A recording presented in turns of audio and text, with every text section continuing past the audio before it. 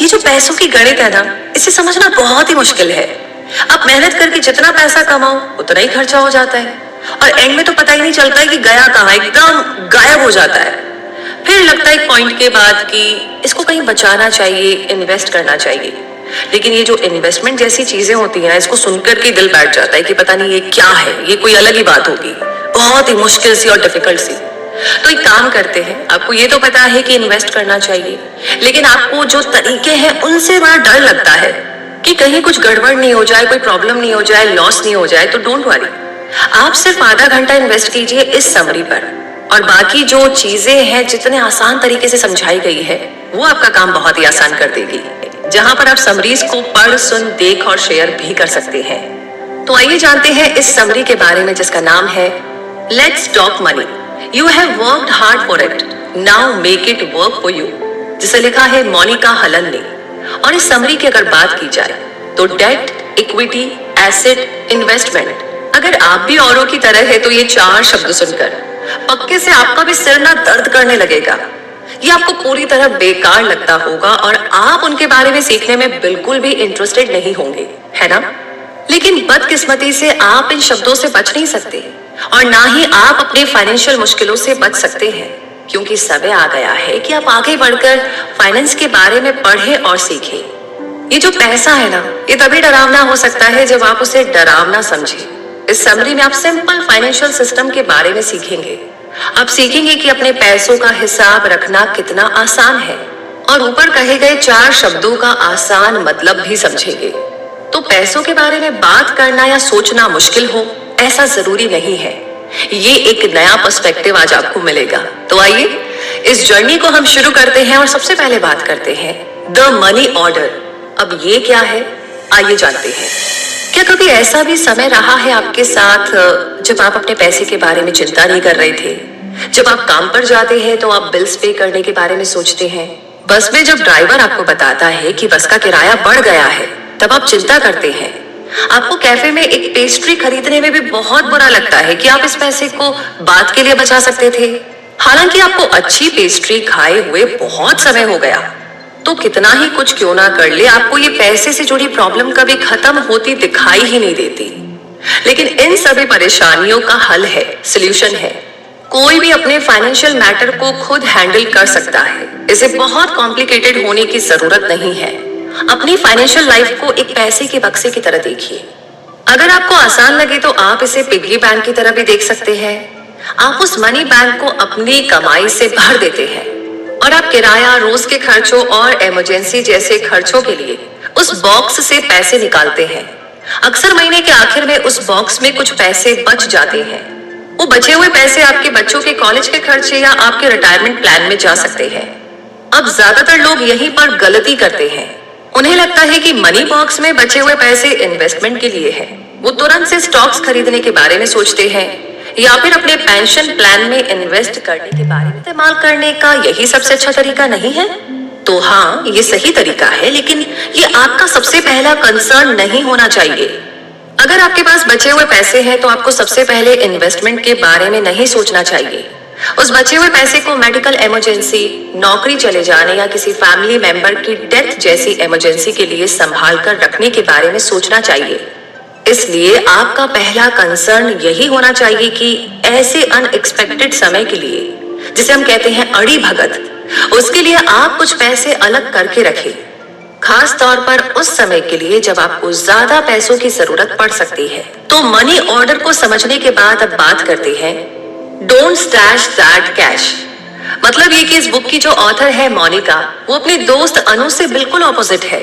जहां पर मोनिका हर चीज प्लान करके एक मेथड के साथ करती है, वहीं पर अनु किसी चीज को प्लान नहीं करती और तुरंत से डिसीजन ले लेती है। अनु एक केयरफ्री सिंगल पेरेंट है। वो फ्रीलांस डिजाइनर के तौर पर अपनी कमाई पर जीती है। अनु को पैसे के बारे में बात करना बहुत ही बोरिंग लगता है और उनके पास बर्बाद करने के लिए समय भी नहीं है। तो एक दिन लंच के टाइम मोनिका को ये जानकर के बहुत आश्चर्य हुआ। वो चौंक गई कि अनु पहली बार अपने फाइनेंशियल मैटर के बारे में बात करना चाहती थी। वो इस बात को लेकर के बहुत ज्यादा परेशान थी कि उन्हें नहीं पता था कि उनका पैसा जा कहाँ रहा है। अब उन्हें ये तो समझ में आ रहा था कि उनका पैसा बैंक में आता है, लेकिन उसके बाद कहाँ और कैसे खर्च होता है ये तो उनकी समझ में आ ही नहीं रहा था। तो क्या आप भी अनु की तरह हैं? क्या आप भी समझ नहीं पाते कि आपका पैसा कहाँ गायब हो गया? क्या आप हमेशा ये कहते हैं कि आपके पास पैसे सेव करने जितने पैसे ही नहीं है? तो यहाँ पर अनु की और आपकी प्रॉब्लम ये है कि आपके पैसे खर्च करने के तरीके में कोई सिस्टम नहीं है। आपके पास अपने खर्चे का हिसाब रखने का सिस्टम नहीं है। इसके लिए आपको सिर्फ इतना करने की जरूरत है कि आप कितना खर्च कर रहे हैं और कितना बचा रहे हैं, उस पर ध्यान दें। हाँ, ये सुनने में बोरिंग लगता है। अपने खर्चे का हिसाब रखना कोई बहुत मजेदार काम तो है नहीं, लेकिन आपको ये जानकर के आश्चर्य होगा कि हालांकि आप ये सोचते हैं कि आप खर्चीले नहीं हैं, लेकिन आप सेल या डिस्काउंट का बोर्ड देखते ही तुरंत से कोई चीज खरीद लेते हैं। आप ग्रोसरी खरीदते समय अपने बजट से ज्यादा खर्च कर देते हैं। फिर जब आपके पास पैसे कम बचते हैं तब आपको आश्चर्य होता है, आप चौंक जाते हैं, हैरान रह जाते हैं। अनु को अपने खर्चों की लिस्ट बनाना बोरिंग लगता है। ज्यादातर लोग खर्च का हिसाब रखना बंद कर देते हैं क्योंकि उन्हें झंझट लगता है। इसलिए मोनिका खर्च का हिसाब रखने के लिए एक आसान और बेहतर तरीका बताती है। अपने पैसों को जरूरत के हिसाब से कई हिस्सों में बांट लीजिए। जैसे मोनिका अपने पैसों को 3 हिस्सों में बांटती है, इनकम, स्पेंडिंग और सेविंग। ये सुनने में तो काफी आसान लग रहा है, लेकिन इसी का तो मोनिका ने भरोसा दिलाया था। मोनिका 3 बैंक अकाउंट इस्तेमाल करती है।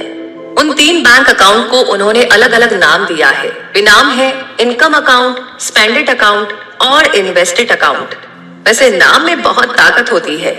अब मान लीजिए कि आपके लॉन में रोज एक मुर्गा दौड़ता फिरता है। आप उस मुर्गे को बहुत पसंद करने लगते हैं और उसका नाम चीकू द चिकन रख देते हैं। अब सोचिए, क्या आप कभी चीकू को मारकर खा पाएंगे? मोनिका को नहीं लगता कि आप ऐसा कर पाएंगे। किसी भी चीज को एक आइडेंटिटी यानी पहचान देने के बाद उसे चोट पहुंचाने से हमें गिल्ट महसूस होता है। इसलिए मोनिका अपना बजट जल्दी से जल्दी बनाती है। जैसे ही उनकी सैलरी उनके इनकम अकाउंट में आती है, वो जरूरत के पैसे अपने स्पेंडेड अकाउंट में डालकर बाकी बचे हुए पैसे इन्वेस्टेड अकाउंट में डाल देती है। आप मोनिका के इस तरीके के बारे में शिकायत भी कर सकते हैं कि जैसे आपकी तो सैलरी बहुत कम है, लेकिन अगर आप ध्यान से सोचे तो आपको पता चलेगा कि सैलरी आपका इकलौता पैसे का सोर्स नहीं है। आपकी जिंदगी में छोटे छोटे बोनस भी आते हैं। जैसे आपका कोई रिश्तेदार आपको खाने पर बुलाए, जिससे आपका उस समय का खाने का खर्चा बच जाता है। आपके काम में आपको रिफंड या डिस्काउंट मिल जाए, या आपका कोई दोस्त आपसे लिए हुए उधार के पैसे लौटा दे, है ना? तो पॉइंट ये है कि कई बार हमें एक्स्ट्रा पैसे मिलते हैं। आपको ये ध्यान रखना चाहिए कि आप उसे तुरंत खर्च ना कर दें, बल्कि अपने इनकम अकाउंट में डालें। कोशिश करें जितना हो सके अपने हाथ में कैश ना रखें, क्योंकि जब आपके हाथ में कैश नहीं होता है तो उसे खर्च करने के चांसेस भी कम हो जाते हैं। ऑनलाइन बैंकिंग करना शुरू कीजिए, उससे चीजें आसान हो जाएगी। मोनिका के अनुसार आपको ये पहले 3 महीने करके देखना चाहिए। जैसे ही आपको सैलरी मिले आप उसे सभी अकाउंट में बांट दीजिए। फिर ध्यान दीजिए कि जो अमाउंट आपने स्पेंडेड अकाउंट में डाला है, क्या वो आपके लिए काफी है या फिर ये आपको थोड़ा सा कम लग रहा है? क्या आपके पास इन्वेस्टेड अकाउंट में जरूरत के जितना पैसा है? इनमें से कोई भी सिचुएशन क्यों ना आ जाए, अपने इन्वेस्टेड अकाउंट के पैसे अपने स्पेंडेड अकाउंट में ना डालें। पर सवाल यह है कि आपको ऐसा करने से क्या मिलेगा? ऐसा करने से ये हुआ कि मोनिका को समझ में आया कि वो महीने भर में कितना खर्च करती है और किस तरह छोटी छोटी खरीदारी में भी पैसे का एक बड़ा हिस्सा खर्च हो जाता है। आगे चलकर इससे उन्हें ये भी समझने में मदद मिली कि वो इन्वेस्टेड अकाउंट में कितना पैसा डाल सकती है। मोनिका को ये समझ में आया कि अगर वो कोशिश करे तो वो काफी पैसे बचा सकती है, और ये सब आप पर भी लागू होता है। पैसे में लेबल लगाने को आप भी बिहेवियरल इकोनॉमिक्स के जरिए समझ सकते हैं। आपका ब्रेन उस लेबल को समझता है और आपको बेकार के पैसे खर्च करने से रोकता है। आपका ब्रेन आपको बताता है कि आप जो कर रहे हैं वो गलत है। इसे मेंटल अकाउंटिंग कहा जाता है। समय के साथ आप उन लेबल्स के साथ छेड़छाड़ करना नापसंद करने लगते हैं। तो इतना कर लेने के बाद अब बारी आती है फाइनली वी आर इन्वेस्टिंग। जी हाँ, आपकी तरह मोनिका भी इन्वेस्टमेंट से कोई लेना देना नहीं रखना चाहती थी। उन्हें ये मुश्किल और डरावना लगता था, और साथ ही उन्हें ये भी लगता था कि उनके पास इन्वेस्ट करने के लिए काफी पैसे है ही नहीं। जैसा कि हमने पिछले चैप्टर में पढ़ा कि मोनिका के पास इन्वेस्ट करने के लिए पैसे थे, उन्हें सिर्फ अपनी फाइनेंशियल लाइफ को मैनेज करने की जरूरत थी। मोनिका भी आप ही की तरह स्ट्रगल कर रही थी। उन्हें भी अपने परिवार को सपोर्ट करना था। मोनिका और उनके पति की कमाई से उनका खर्चा मुश्किल से चल रहा था। एक नए शादीशुदा कपल होने के कारण उनके लिए घर चलाना मुश्किल हो रहा था। फिर उनकी एक बेटी हुई। हालांकि मोनिका और उनके पति परिवार के नए मेंबर को लेकर के बहुत खुश थे, लेकिन उन्हें फाइनेंशियल रिस्क भी झेलने पड़े। मोनिका जब भी काम पर जाती तो उन्हें अपने पास न पाकर उनकी बेटी रोने लगती। इसलिए मोनिका ने जॉब छोड़ने का फैसला किया। वो अपना पूरा ध्यान अपनी बेटी को देना चाहती थी। उनके परिवार और दोस्तों को लगा कि उनका दिमाग खराब हो गया है, लेकिन मोनिका को अपने फैसले पर कभी भी पछतावा नहीं हुआ। अपनी बेटी पर ध्यान देना ऐसा काम नहीं था जिसके लिए उन्हें कभी पछतावा हुआ हो। हाँ, ये उनके लिए मुश्किल जरूर था, क्योंकि घर में कमाने वाले सिर्फ उनके पति थे। हालांकि मोनिका इधर उधर के काम करके थोड़ा बहुत कमा लेती थी, लेकिन वो कमाई रेगुलर नहीं थी। वो दोनों अक्सर बाहर का खाना नहीं खा पाते थे, ना ही छुट्टियों में छुट्टी ले पाते थे। लेकिन मोनिका को ये पता था कि वक्त हमेशा ऐसा नहीं रहेगा, और उनकी जिंदगी में भी बदलाव आया। उस स्ट्रगल के दौरान मोनिका ने कुछ सीखा। मोनिका ने बहुत मेहनत करके पैसे खोज निकाले। ये सीख आप पर भी लागू होती है कि मुश्किल समय में आप भी पैसे पा सकते हैं। क्यों इतने सारे लोग इन्वेस्ट करने से घबराते हैं? आपको लगता है कि आपके पास इन्वेस्ट करने के लायक पैसे नहीं हैं, लेकिन ये कारण एकदम बकवास है। ये कहना ऐसा ही है जैसे कि आप कह रहे हो आप एक्सरसाइज शुरू करने के लिए फिट होने का इंतजार कर रहे हैं। जैसा कि हमने पहले बताया, अगर आप ठीक से खोजेंगे तो आपको हमेशा पैसे मिलेंगे, खास तौर पर तब जब आपको पैसे मिलते ही आप उस पर इनकम का लेबल लगा दें। मोनिका के अनुसार इस हिचकिचाहट का कारण है मीडिया, जो इन्वेस्टमेंट को गलत ढंग से लोगों को दिखाता है। न्यूज और मूवीज में आप इन्वेस्टमेंट को एक लाइन की तरह स्क्रीन में ऊपर नीचे जाते देखते हैं। लोग बहुत तेजी से और कुछ चिल्लाकर भी बोलते हैं। वो ब्रोकर, स्टॉक और कई कॉम्प्लिकेटेड टर्म्स के बारे में बात करते हैं, लेकिन ये सब ट्रेडर के नजरिए से दिखाया जाता है। आप एक इन्वेस्टर है, और दोनों में बहुत बड़ा फर्क है। तो इन्वेस्ट करने के बारे में ज्यादा जानने के लिए थोड़ा समय निकालें। याद रखें कि इसे इन्वेस्टर के तौर पर पढ़ें। ट्रेडर होना एक बिल्कुल ही अलग टॉपिक है। सवाल पूछने से डरे नहीं। इन्वेस्टर्स अक्सर इस बारे में अपनी एक्सपर्ट राय शेयर करने के लिए तैयार रहते हैं। मोनिका के अनुसार इन्वेस्टमेंट आपकी फाइनेंशियल प्रॉब्लम को सॉल्व कर सकते हैं। ये कुछ सवाल है जो आपकी इन्वेस्टमेंट जर्नी में गाइड का काम करेंगे। इसलिए खुद से पूछें, क्या ये इन्वेस्टमेंट आपको आने वाले 5 सालों में कार खरीदने में मदद कर सकता है? मुझे कितना इन्वेस्ट करना चाहिए? ये सवाल आपको गाइड नहीं कर सकता, क्योंकि इसका जवाब बहुत सी चीजों पर डिपेंड करता है। जैसे आप इन्वेस्ट क्यों करना चाहते हैं, कितने समय के लिए इन्वेस्ट करना चाहते हैं, वगैरह वगैरह। तो अपने इन्वेस्टमेंट करने के पर्पस को ज्यादा महत्व दीजिए, जिससे कि आपका दिमाग जल्द से जल्द मेंटल अकाउंटिंग करना शुरू कर दे। इन्वेस्ट करने का सबसे सही समय अभी है। ये बिल्कुल एक्सरसाइज करने की तरह है। आप जितनी जल्दी शुरू करेंगे, उतनी ही जल्दी आप रिजल्ट देख पाएंगे। अगर इन्वेस्ट करना आपको अभी भी थोड़ा डरावना लगता है, तो आप मेंटल अकाउंटिंग का तरीका इस्तेमाल कर सकते हैं। आप अपने इन्वेस्टेड अकाउंट को 3 हिस्सों में बांट सकते हैं: almost there, in some time और फार अवे। तो ऑलमोस्ट देयर में आप वो इन्वेस्टमेंट रख सकते हैं जिनका इस्तेमाल आप आने वाले 2 से 3 साल में करने वाले हैं, जैसे कि घर खरीदना या कहीं घूमने जाना। इन सम टाइम में आप वो इन्वेस्टमेंट रख सकते हैं जो कि आप आने वाले 3 से 7 साल में इस्तेमाल करेंगे, जैसे कि रिटायरमेंट प्लान या फिर बच्चों की कॉलेज फीस। फार अवे में आप ऐसे खर्चों के लिए इन्वेस्टमेंट रख सकते हैं जिनका आपको अभी अंदाजा नहीं है, जैसे कि रिटायरमेंट। हालांकि आपको लग रहा है कि आपको रिटायर होने में तो अभी बहुत टाइम है, लेकिन धीरे धीरे ही सही, रिटायरमेंट का समय करीब आ ही जाएगा। ये जानना कि आप अपना पैसा किस पर खर्च करेंगे आपको पैसे के मामले में समझदार बनाता है। वैसे एग्जैक्ट अमाउंट होना जरूरी नहीं है, अपने खर्चे का एक एस्टिमेट यानी अंदाजा होना भी काफी है। और इसी के साथ आगे बढ़ते हैं और बात करते हैं अब अगले चैप्टर की, जिसका नाम है लेट्स दी जार्गन इन्वेस्टिंग, यानी कि इन्वेस्टिंग को सिंपल भाषा में समझना। तो आइए इसे समझते हैं। एक दिन मोनिका बाल कटवाने के लिए अपने फेवरेट सैलून में गई। उनकी हेयर स्टाइलिस्ट क्लारा ने बातचीत के दौरान उन्हें बताया कि वो काफी परेशान है, क्योंकि उन्हें लगता है कि वो अपना पैसा सही तरीके से इस्तेमाल नहीं कर रही है। हालांकि वो एक कंफर्टेबल जिंदगी जी रही थी, लेकिन क्लारा को उससे ज्यादा कुछ चाहिए था, जिस कारण से क्लारा अपने पैसों से और ज्यादा पैसे नहीं कमा पा रही थी। वही परेशानी शायद आपकी भी होगी।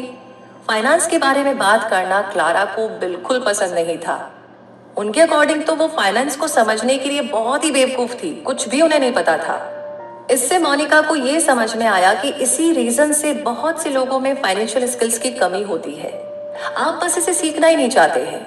आप जितने नासमझ होंगे लोग उतना ही आपका फायदा उठाएंगे। तो आपको नॉलेज के जरिए खुद को ताकतवर बनाना होगा। तो मोनिका इन्वेस्टमेंट से जुड़ी उन इम्पोर्टेंट चीजों के बारे में बता रही है जो आपको जाननी चाहिए। डेट यानी कि उधार, इक्विटी और रियल एसेट्स ऐसे 3 कॉन्सेप्ट हैं जिनके बारे में आपको पता होना चाहिए। वो हर चीज जो आप उधार लेते हैं वो डेट होता है। किसी भी बिजनेस का मालिक होना और उससे जुड़े रिस्क को उठाना उसे इक्विटी कहते हैं। डेट और इक्विटी को फाइनेंशियल एसेट्स कहा जाता है। वहीं रियल एसेट्स वो चीज है जिन्हें आप देख सकते हैं, जैसे कि सोना या रियल एस्टेट, मतलब जमीन और घर। अब आपके मनी बॉक्स में डेट, इक्विटी और रियल एसेट्स के लिए भी एक जगह होनी चाहिए। डेट क्या है ये आपको पहले से ही पता होगा। आपका घर, कार या क्रेडिट कार्ड लोन पर हो सकता है। लेकिन मोनिका के लिए इसका अलग ही मतलब है। मान लीजिए आप अपने बैंक में डिपॉजिट कर रहे हैं। बैंक आपके डिपॉजिट को एक उधार के रूप में देखेगा। आप उन्हें अपना पैसा रखने दे रहे हैं। इसका मतलब है आप उस पैसे को खर्च करने के समय को आगे बढ़ा रहे हैं। तो बैंक आपको ये समझदार काम करने और पैसे खर्च ना करने के लिए अवार्ड के तौर पर इंटरेस्ट देता है। आपके पैसे को लेकर आपने जो बैंक पर भरोसा दिखाया है उसके लिए बैंक एहसानमंद होता है। इस तरह ये दोनों के लिए एक विन विन सिचुएशन है। सोना एक रियल एसेट है और भारत में बहुत सोना है, जिसका मतलब है भारतीयों के पास काफी सोना है, काफी गोल्ड है। एक तरह से इन्फ्लेशन का इस पर पॉजिटिव इफेक्ट होता है। इसका क्या मतलब है? इसका मतलब है कि समय के साथ सोना यानी कि गोल्ड और भी महंगा होता जाएगा। फिर भी सोना आपको बैंक जितना इंटरेस्ट तो नहीं देता है और आप इसे किसी को उधार नहीं दे सकते। ये इसके 2 डिसएडवांटेज हैं। गोल्ड से पैसा कमाने का सिर्फ एक ही तरीका है कि अगर इसकी कीमत लगातार बढ़ती जाए। मान लीजिए आपने 3 साल पहले सोना खरीदा था। अब अगर आप उसे आज बेचने जाए तो उसका सिर्फ 2 से 3% ही रिटर्न रेट मिलेगा। तो मोनिका अपने रीडर्स को सोना खरीदने की सलाह देती है, लेकिन हद से ज्यादा नहीं, बल्कि रीजनेबल अमाउंट में खरीदने की सलाह देती है। वो इस पर इन्वेस्टेड अकाउंट का 5 से 10% से ज्यादा खर्च करना सही नहीं मानती। रियल एस्टेट भी एक तरह का रियल एसेट है। बहुत से लोग इसी तरह के इन्वेस्टमेंट से अमीर हुए हैं, लेकिन अगर आपने इसे समझदारी से नहीं किया तो आप अपना सारा पैसा गंवा सकते हैं। मोनिका की एक दोस्त है जिनके साथ ऐसा हो चुका है। उनके दोस्त डैन ने शहर के जाने माने एरिया में एक फ्लैट खरीदा था। उसने अपने इनकम का 40% उसमें लगा दिया। इसके लिए उसने लोन भी लिया था, लेकिन इतना पैसा काफी नहीं था। आगे चलकर डैन को अपना घर गिरवी रखना पड़ा क्योंकि बैंक को सिक्योरिटी चाहिए थी। सिचुएशन उतनी ही खराब थी जितनी सुनने में लग रही है। मोनिका ने डैन को गलत फैसले लेने से रोकने की कोशिश की थी। डैन ने एक अच्छा घर होते हुए भी नया फ्लैट क्यों लिया, वो भी तब जब डैन जल्दी ही रिटायर होने वाला था। अब चिंता की बात यह थी कि उसने फ्लैट के लिए जो इतने सारे लोन लिए थे वो उसे किस तरह चुकाएगा। ये सब सवाल है जो आपको किसी भी चीज में इन्वेस्ट करने से पहले सोचना चाहिए। डैन ने बताया कि उसने ऐसा इसलिए किया क्योंकि उसने रियल एस्टेट इन्वेस्टमेंट के कामयाब होने की बहुत सारी कहानियां सुनी थी। वो भी अमीर होना चाहता था और उसकी पत्नी भी उसे रियल एस्टेट में इन्वेस्ट करने के लिए बोल रही थी। रियल एस्टेट में इन्वेस्ट करने का उस समय ट्रेंड चल रहा था। तो बात ऐसी है कि ये जो इमोशंस है ये हमें बेवकूफ बना देते हैं। वो कभी कभी हमसे वो पैसे भी खर्च करवा देते हैं जो हमारे पास है ही नहीं। और यही डैन के साथ भी हुआ। जब उसने सबको अमीर बनते हुए देखा तो उसकी ईगो हर्ट होने लगी और उसकी पत्नी ने तो ऑलरेडी उस पर दबाव डाला था। तो ये सिचुएशन और भी बिगड़ गई। हर साल उस फ्लैट को रिपेयर और रेनोवेट कराने के कारण डैन लगातार पैसे खर्च करता रहा। ये सब इसलिए कर रहा था क्योंकि दूसरे लोग भी ऐसा ही कर रहे थे। डैन अमीर होने का दिखावा करने के लिए बहुत सा पैसा खर्च कर रहा था। डैन शायद अमीर हो भी जाता, लेकिन उसने एक खराब फाइनेंशियल डिसीजन ले लिया। अब डैन घबराया हुआ था क्योंकि वो जल्दी ही रिटायर होने वाला था। अब वो उस फ्लैट को बेचने की सोच रहा था, लेकिन उस समय रियल एस्टेट का मार्केट डाउन था और उसने इसमें अपना पूरा पैसा लगा दिया था। रियल एस्टेट में इन्वेस्ट करना सबके लिए नहीं होता है। आपको समय समय पर इसके मेंटेनेंस पर खर्च करना होगा। फिर इसमें प्रॉपर्टी टैक्स और इंश्योरेंस का भी खर्च होगा। मतलब कि ये एक ऐसा लॉन्ग टर्म इन्वेस्टमेंट है जो सबके लिए नहीं है। तो ऐसा मत सोचिए कि आप कोई जगह खरीदकर तुरंत से अमीर हो जाएंगे। हाँ, ये हो सकता है कि आपके दोस्त इसके जरिए पैसा कमा रहे हो, लेकिन इसका भी बहुत सारा चांस है कि आप ऐसा ना कर पाए। अपना पैसा कहीं भी लगाने से पहले बहुत बार उसके बारे में सोचे और फैसला ले।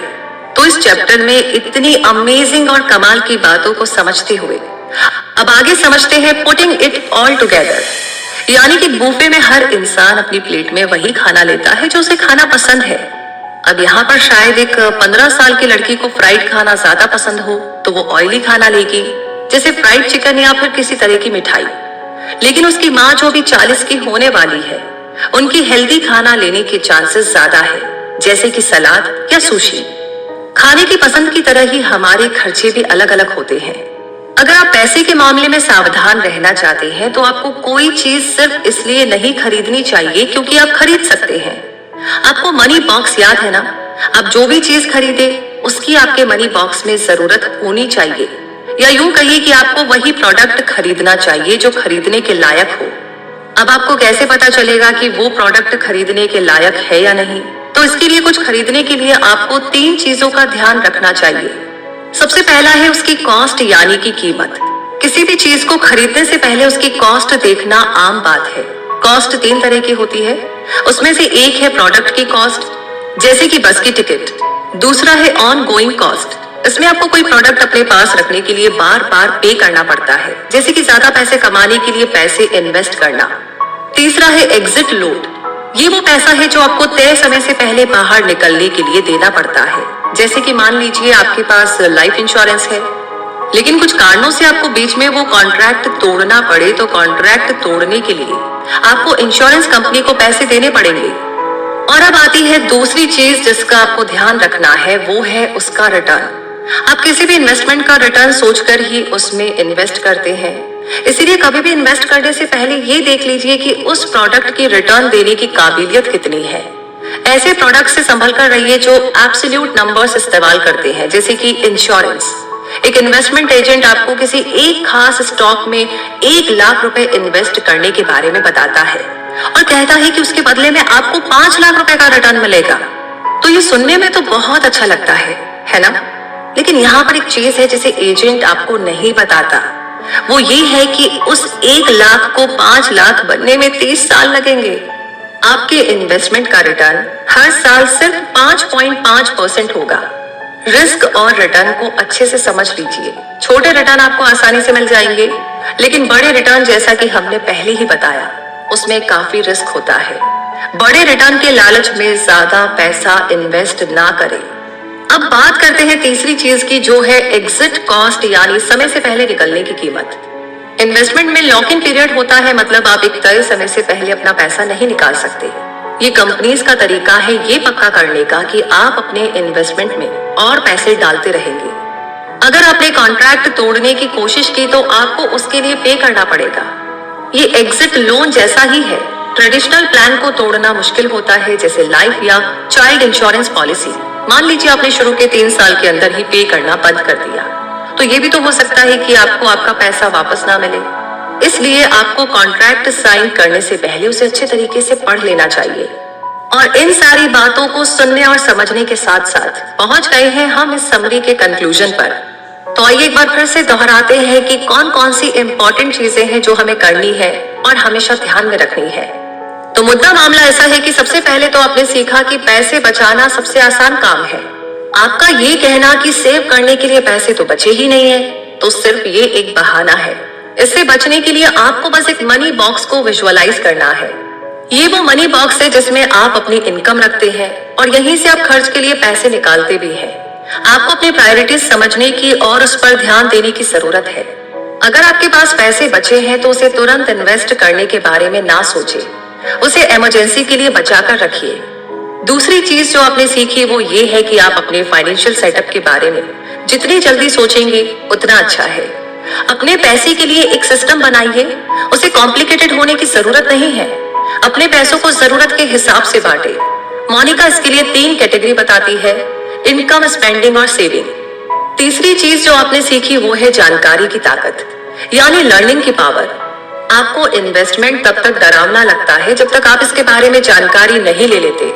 अपनी फाइनेंशियल नॉलेज को बढ़ाने के लिए थोड़ा समय निकालें। जैसे कि आगे चौथी चीज जो आपने सीखी वो ये है कि इन्वेस्टमेंट के 3 मेन फीचर्स होते हैं, डेट, इक्विटी और रियल एसेट्स। फायदेमंद इन्वेस्टमेंट पाने के लिए आपको इन तीनों टर्म्स के बारे में जानना होगा। सही जानकारी ना होने के कारण इन्वेस्टमेंट फेल हो जाते हैं। पांचवी चीज है ये जानना कि कोई भी प्रोडक्ट इन्वेस्ट करने के लायक है या नहीं। आपको उसकी कीमत यानी कॉस्ट, रिटर्न और तय समय से कॉन्ट्रैक्ट से बाहर निकलने की कीमत के बारे में सोच समझकर इन्वेस्ट करना चाहिए। फाइनेंशियल मैटर्स के बारे में सीखने के लिए थोड़ा समय निकालें। आप जितना कम जानेंगे, लोग उतना ही आपका फायदा उठाएंगे। और कम से कम इस बुक की ऑथर मॉनिक नॉलेज ही असली पावर है। इसे अपने पैसे को बढ़ाने और खुद को ताकतवर बनाने के लिए इस्तेमाल कीजिए। और इन्हीं सारी बातों के साथ ये समरी यहीं पर कंप्लीट होती है।